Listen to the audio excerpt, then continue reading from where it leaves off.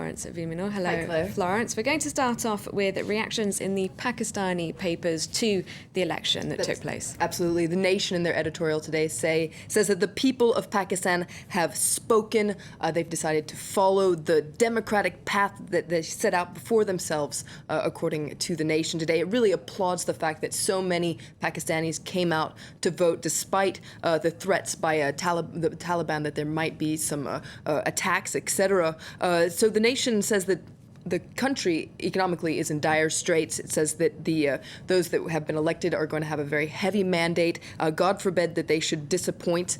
Dawn, another Pakistani paper, also applauds the fact that so many people turned out to vote and says that the election is proof that Pakistan is a real democracy. And now, it's not a perfect democracy, but it is one, and it has to remember that other democracies like the U.S. or the U.K., etc., their path to democracy was not always it says a smooth one. It says that there were not always rose petals along the path. There were thorns, but their path cleared, and Pakistan's path will clear. And it really also says that it's wonderful that so many people came out to vote despite these threats. And there's a cartoon, in fact, in The Independent today that points out this. It says that democracy has won 1 point, the Taliban 0, and you see a Pakistani woman there voting, and the gun of the Taliban there quivering and being lowered.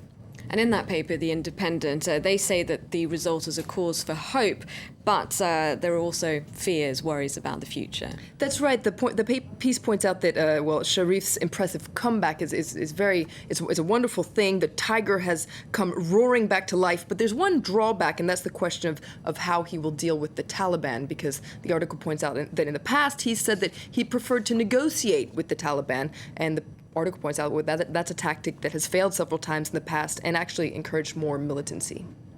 All right, moving on now to China on Sunday, paying tribute to the victims of the 2008 earthquake in Sichuan. That's right. It's on the front page of China Daily today. It says, remembering the tragedy, so the 5th anniversary of that magnitude 8 earthquake that killed 80,000 people. Now, in its editorial, China Daily says that China should really turn to the past as a guide for the future. And it says that, well, the country should draw lessons from that disaster. For instance, the country needs to make sure that any kind of structures under construction today are indeed earthquake-proof, and also the country needs to make sure that there's a very comprehensive mechanism for a timely response to any kind of future disaster.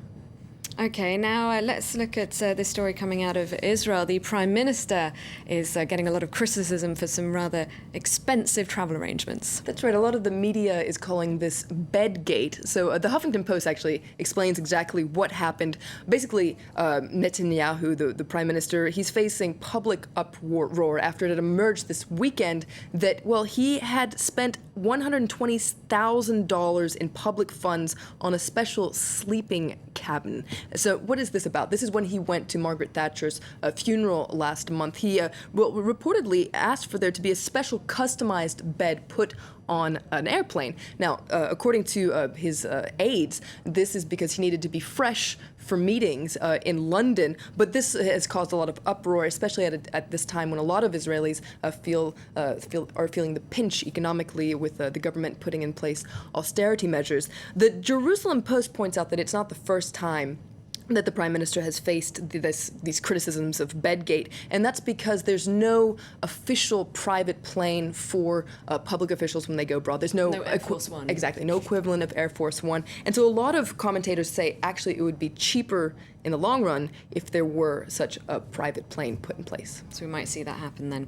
And we wrap up with The Independent focusing on an unusual story coming out of Spain. There's a town with 100% employment, and as we know, there's very high unemployment there, 27%, exactly. This town is called Marinaleda. It's in Andalusia, and what's special about it, according to this article in The Independent, is the fact that its mayor, so a man named Juan Manuel Sanchez Gordillo, he's made sure that every single person in his town has a job. Now, how did he do that? Well, according to this article, the town is run along the lines of a communist utopia.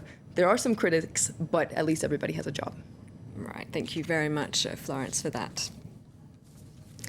You're watching live from Paris. Coming up, a look at the day's business news, including banking on a Greek recovery, why investors are putting their money into the country's lenders. Stephen Carroll will have the details.